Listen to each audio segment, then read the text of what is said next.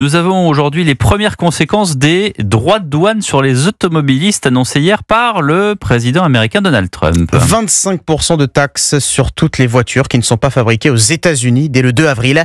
Résultat, les bourses européennes clôturent majoritairement en baisse ce soir. Le constructeur italien Ferrari annonce déjà une hausse des prix de ses modèles sur le marché américain jusqu'à 10%.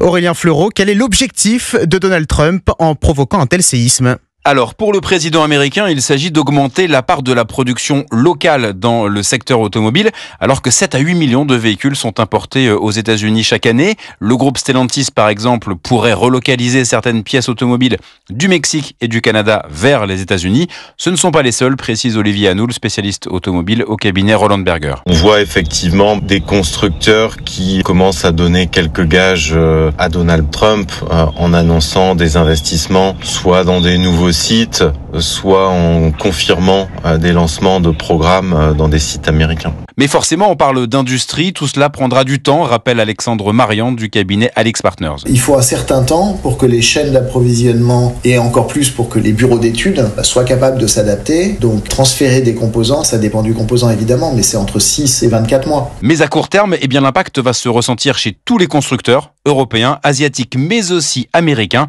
car la hausse des prix pourrait entraîner une baisse des ventes. Aurélien Fleureau du service économie d'Europe 1.